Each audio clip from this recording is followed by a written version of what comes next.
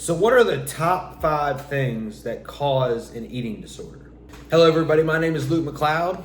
I am the creator of Mongoose Mindset. And if you didn't know already, I personally had an eating disorder at the young age of 12 years old because I wanted to train and ultimately become a Navy SEAL.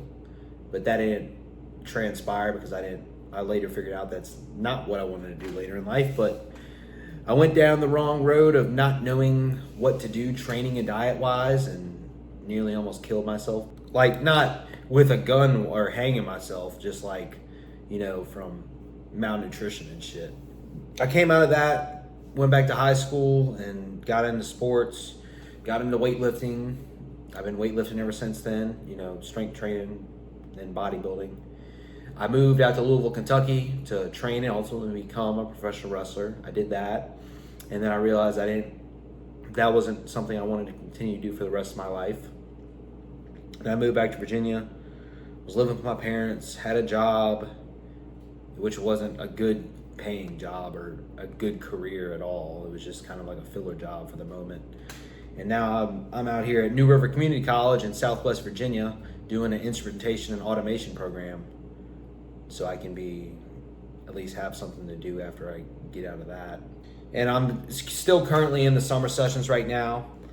And it's a lot of work, I'm gonna be honest. I go Monday through Thursday, 8 to 4, and the whole time I'm doing work. And then when I'm at home, when I'm not filming these videos, cooking, or at the gym, or editing these videos, I'm working on schoolwork. It's a lot to do right now, but I'm gonna keep doing it because I'm gonna at least try this Mongoose Mindset thing for a year or something like that, see if it works, see if it gets any traction. Or I might stop earlier if I find out, hey, this isn't what I want to do, which I have another thing that I like doing more and making videos about anyway, so I might switch to that, I don't know. But we'll see how this goes. And I'm not just doing this, just for the money or anything, or just to get business, which hopefully it'll help my business. But I'm not just doing it for that. I genuinely want to help people.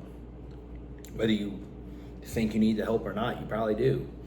But today we're going to get into the top 5 reasons of what develops an eating disorder, especially in this year of 2026.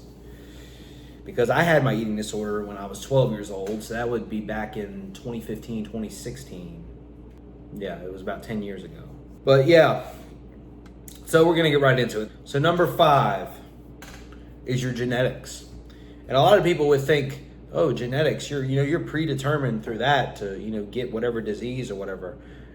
But an eating disorder isn't like cancer or some other autoimmune disease or diabetes, like type 1 diabetes. That's obviously passed down from generation to generation. There's other diseases that are passed down from your parents or something like that, or, you get traits. But I believe that genetics is the factor that is least involved in it, because most of an eating disorder and those type of behaviors come from like your thoughts and your mindset, which your genetics can play a role, especially if somebody else in your family before you, like my grandma, my dad, they had OCD, which I feel like contributed to the way how I am today. I'm kind of OCD, but OCD has got me a lot further than people without OCD. So I'm glad that I have OCD or have OCD tendencies. And I'm nowhere near as bad as I was before. Like I said in past videos, I used to yell and scream at people when they walked in the house with their shoes on. I used to wear different sets of clothes when I got home from school because I was afraid of getting germs on the couch. Stuff like that. Like OCD, anxiety. Some people have anxiety, ADHD. All those type of disorders feed into the eating disorder. But it's not like an eating disorder is never like, oh, your mom had it, so you're gonna have it. I don't think it's that way, because it's a mental thing, and you develop that over time and over experiences in your life. You don't just are born with it physically. Number 4 we're gonna go with is education. So a lot of people, like the way how I was, and the reason why I have this at number 4 is because it's probably another one of those least limiting factors on why people develop an eating disorder. But it was one of the main reasons why I specifically developed one, because I wasn't educated on how to lose weight. I wasn't educated on how to diet, how to train. That ultimately led me down the road that I went down and nearly almost killed myself. So I think if we have more education, especially in school, and a lot of this education, like, it's good to have this education, but a lot of these kids don't even want to listen to that these days. They don't care about that stuff. But I feel like we need to instill in them proper ways, or nothing is one way or the other. There's tons of, I mean, all, like, losing weight is all the same thing. You have to be in a calorie deficit and stuff like that. But there's certain ways to do it to where you don't go down the same rabbit hole that I went down, to where I just kept losing more and more weight, and I wasn't losing good weight. Like, I wasn't losing the fat, I was losing a ton of muscle. I was losing my bone density over time because I wasn't giving my body proper nutrition and stuff like that. So we just need to educate people not only on how to lose weight, on how to exercise, how to, diet and stuff like that. We also need to educate people on eating disorders in general, because somebody could develop an eating disorder and not even know they developed it. So not only do we need to let people know how they can tell it in themselves, but also so they can call it out on, like, a friend or a family member. Because a lot of times that friend or family member that sees it happening can call it out a lot earlier and catch somebody before they go down that long rabbit hole like I went down. So there just needs to be more education on that. Because, like, my parents, when they took me to the doctor, they've heard of, eating disorders and stuff before, but they had never known anybody who had went through something like that. So they were totally didn't know what to do. And even the doctor's office, they really didn't know what to do, because they said, we don't deal with that stuff on a normal basis, or hardly ever. And that's when they recommend me go to that treatment facility down in North Carolina. So now we're gonna go to the third. Some people are really fucking stupid. We're gonna go to the third thing that is most likely to cause an eating disorder, and this is your lifestyle and your habits. So a lot of people have a poor lifestyle. They don't get enough sleep, they don't eat right, they don't work out at all, and when they do these things that makes them feel like shit all the time, that's what causes, like, depression and all these other mental health issues, like depression, anxiety, ADHD, stuff like that. So if you have, like, a really good quality lifestyle and actually eat well, and you don't have to, eat organic, a bunch of, filet mignons every night and stuff like that, but just eat healthy food, clean, whole ingredient foods, and then train, exercise, work hard in the gym, and then recover. Get enough sleep at night. Make sure you're recovering from your sessions. Make sure you're recovering mentally from what you're doing at work all day, or when you get home and you got to deal with kids, or whatever you got to deal with in life. And other people, like, they have these lifestyle habits and they neglect not eating. So they go like the whole day, they say they haven't even ate a meal or something. And I'm like, I don't know how you do that. I'd get hungry. But there's some people who, they don't really care. They just go into work, they work all day, they go home, they don't even think twice about food. And that's a way how you can kind of develop an eating disorder over time, and you not even realize it, because you're not eating hardly any food. You're getting skinnier and skinnier probably, especially if you're doing, a manually physical labor job, or even if you're exercising too, like I was doing. You lose muscle, you lose fat, especially if you're not intaking enough protein. You can't repair your muscles. Your muscles aren't going to grow. Your muscles aren't going to be able to recover. And you're just going to feel like shit because you're not eating food to fuel what you're doing in day-to-day life. Like how I felt when I had my eating disorder. And I said in my last video about energy, why you have anorexia. You don't feel good because you're not putting gasoline into the car. You're the car. You're putting food, which is gasoline, into your body to fuel yourself. If you don't have any food in it, your car's not going to run efficiently. It's going to putter and sputter and spit and spat. Make sure you get your lifestyle habits in check. Recovery, sleep, good food, good workouts, good training, and try to stay stress-free as much as you can. Number 2 is family and friends.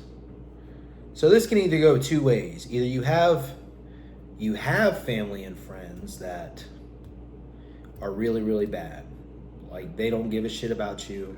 they could care less, and you basically have nobody to talk to. You have nobody to vent your feelings to or express yourself to. And everybody should express themselves to at least somebody. Like, I express my feelings to, like, my parents, sometimes very close friends who I really trust, because I don't have like a significant other or anything. I don't have a wife. I don't have a girlfriend. I've never had a girlfriend. I've never had a wife.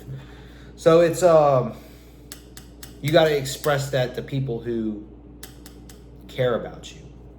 If you don't have like a significant other or anything, that's what you got to do. And I'm not trying to find anybody either. You know, I feel like when the time comes, the right person will come along eventually. But I'm not going out and looking and trying to hook up with every woman, because that's just not who I am. I don't want like a fake relationship. I want somebody who has the same values as me and likes the same things that I like.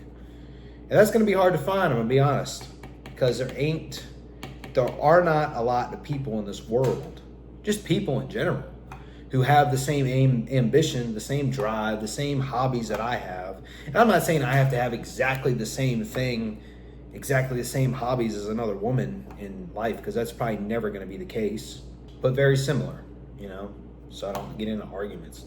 And then on the other side of family and friends, you can either have family and friends, you know, either that support you, which that's the best. You want to have good supporting family and friends.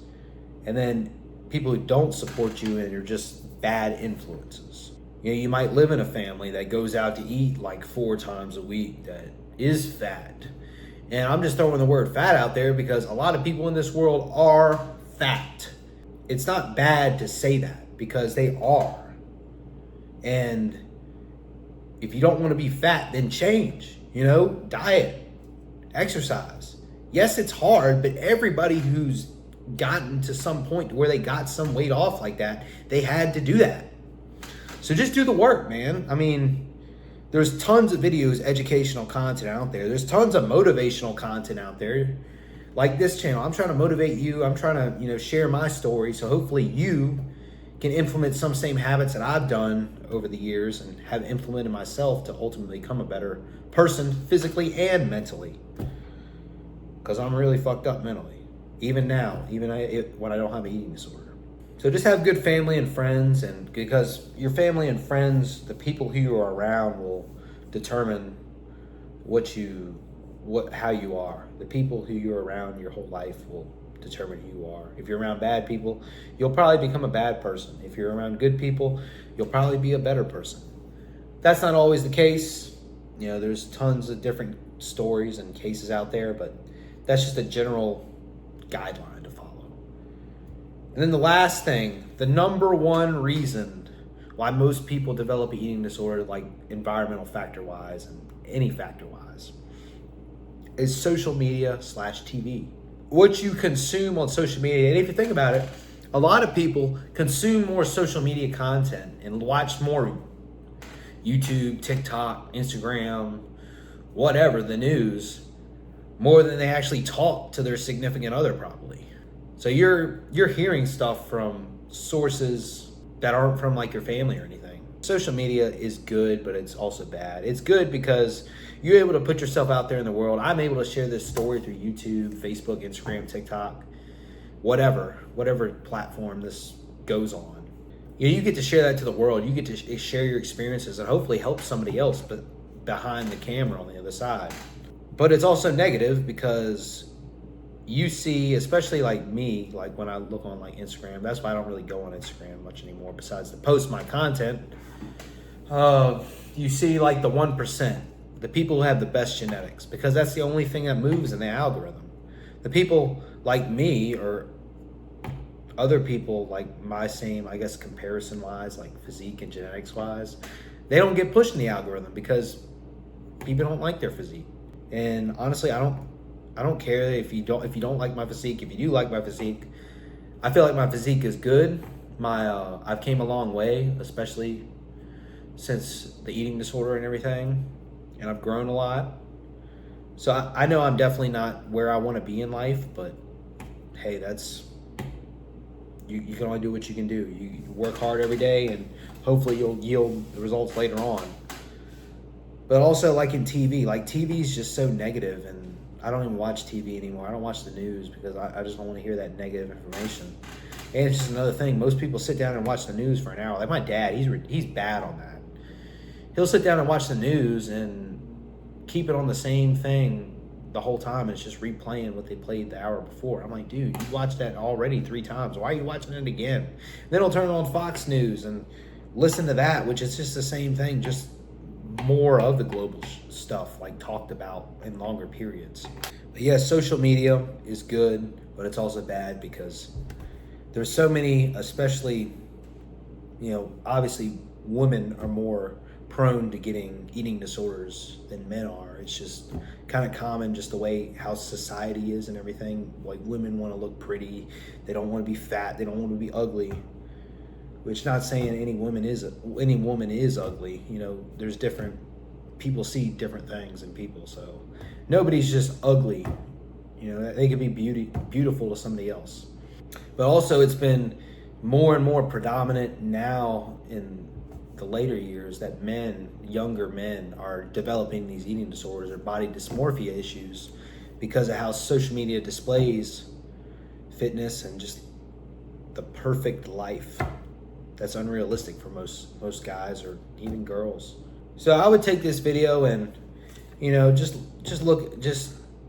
take in what I've said about the different factors that could be causing your issues or could potentially cause you issues in the future. Or if you know somebody who's going through these types of issues, you can pinpoint what may be causing these issues through these 5 things. I just wrote these 5 things down on a piece of paper.